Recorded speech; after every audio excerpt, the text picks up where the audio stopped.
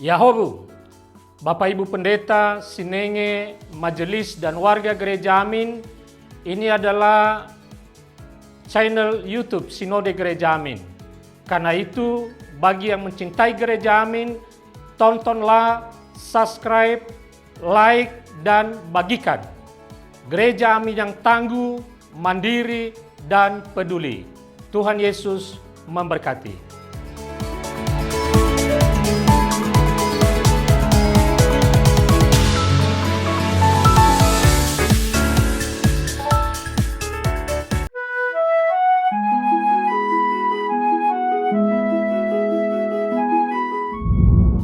Sahabat DKB, kita kembali jumpa dalam acara wasiat kekal berperungan firman Allah yang memandu kehidupan kita. Saya Pendeta Arlianus Larosa.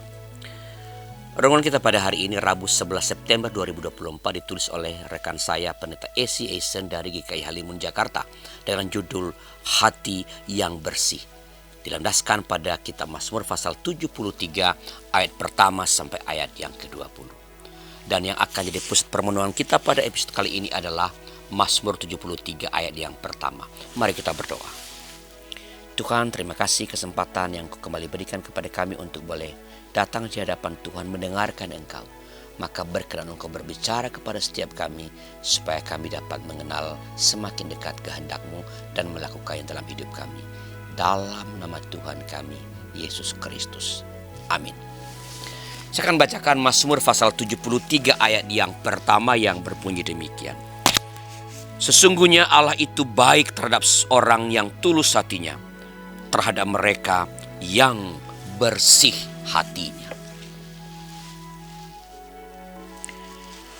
Sahabat, Pak Aming hidup di sebuah desa.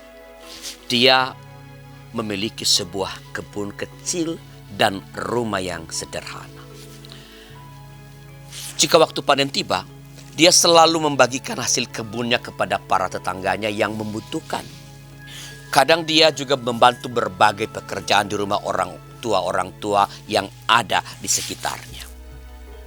Meskipun hidup dalam keterbatasan, Pak Aming tidak pernah mengeluh dengan keadaannya itu.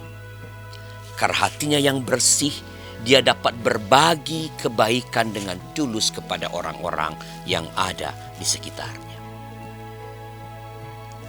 Sahabat, dalam alam pemikiran orang Ibrani, hati bukan hanya difahami sebagai pusat emosi, tetapi juga sebagai pusat pikiran dan keinginan.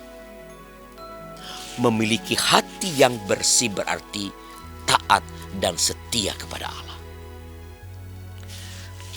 Pemazmur bertanya-tanya, mengapa orang fasik kelihatannya mujur dan tetap sehat, sedangkan orang yang setia pada Allah malah menderita?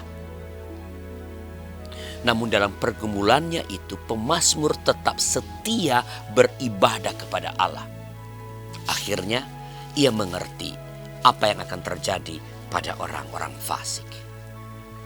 Pilihannya untuk tulus dan bersih hati selama ini ternyata adalah pilihan yang tepat dan diberkati Allah. Sahabat, sama seperti menyapu ruangan perlu dilakukan setiap hari, membersihkan hati pun demikian.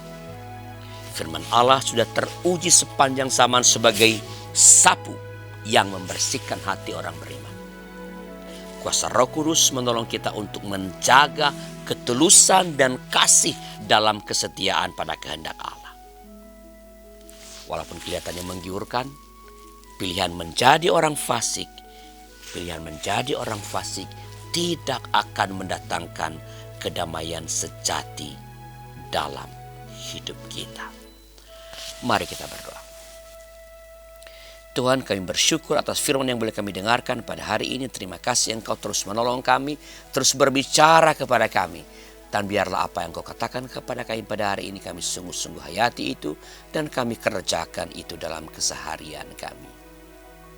Terima kasih Bapa, dalam nama Tuhan kami, Yesus Kristus. Amin. Demikian sahabat, renungan kita pada hari ini. Jangan lupa subscribe, like, dan bagikan kepada sebanyak mungkin orang. Tuhan memberkati saudara.